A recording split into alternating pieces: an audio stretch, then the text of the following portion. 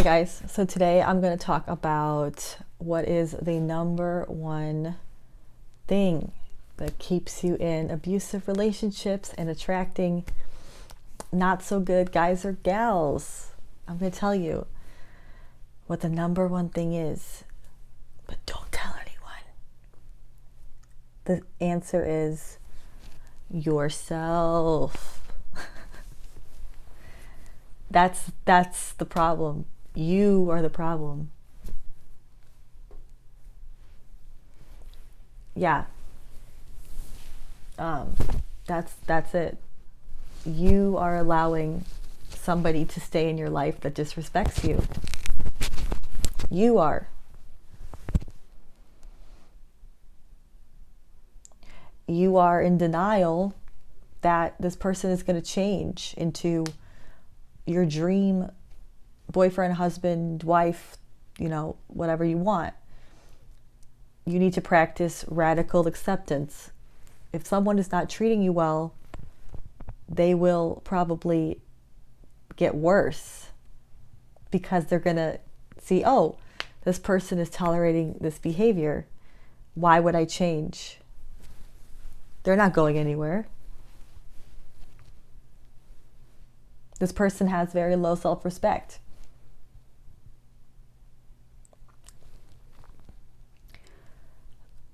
I read in this book, Electromagnetic Syndrome, which is about codependency and narcissism, and it explains that there is a scale from 0 to -5 codependency, 0 to 5 narcissism. And quick overview, codependents are people that lose their identity in relationships. They sacrifice their health, their mental health, their friends, their family, their interests for the partner. And then there are narcissists, who are people who think, what can this partner do for me? What are they doing for me? They are just a source of supply. Like they can drop them in a moment's notice. Okay, they are just basically using them. They're using their empathy and love for their benefit.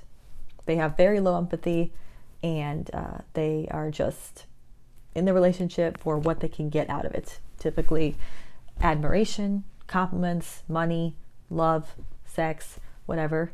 They're in a relationship for a agenda. They have an agenda, versus the codependent is just deathly afraid of being alone, and they are in a relationship to be in a relationship, and usually they are just in a relationship on their own, and they have created a fake world where the other person is their perfect boyfriend, husband, or will become their perfect partner. So and that does not occur typically. I would say mostly never. So in this book, it explains, if you are a -5 codependent, so if you are extremely codependent, have no interest of yourself, no interests of your own,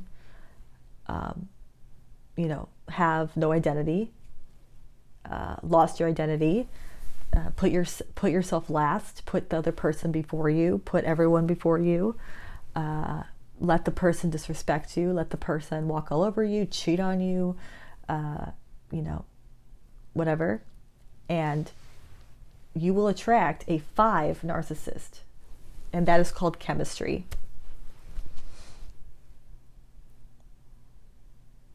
So if you are a -3 codependent, not as bad as -5, you have a little bit of self-respect, you have a little bit of an identity, you've got hobbies, but you still let the person, make jabs at you. You let the person, control what you do, stuff like that. You're going to attract a 3 on the narcissism scale. That's chemistry. I think that -2 and 2 is healthy. So typically people in the 2 range are healthy. Everyone has a little bit of codependency, that's called interdependence, and everyone has a little bit of narcissism inside of them. But moral of the story is, you have to become very healthy yourself before you get into a relationship, because it's really hard to set boundaries when you're already in the relationship and you've got emotional investment, and you have to think logically, and you have to have self-respect. So if you are afraid to be alone, that means you don't know yourself and you don't know what makes you happy, and you're relying on somebody else to make you happy, and so you're setting yourself up for disappointment. Basically, if you want to attract somebody who is going to use you and treat you like crap, then I recommend just not working on yourself and not getting any hobbies or identity of your own. But most importantly, what I want to take away from this is, to have a healthy relationship, you have to get over the 3 fears: fear of being alone, fear of abandonment, and fear of rejection. And I'm going to post some videos soon with some helpful tips, tricks, books, lessons, just a lot of things, podcasts that are going to like really change your mindset so that you do not end up in an unhealthy relationship again, and that you really develop a strong sense of self-worth. Because a person with a strong sense of self-worth, they are not going to be a magnet for narcissists. They're not going to be in a relationship that makes them unhappy.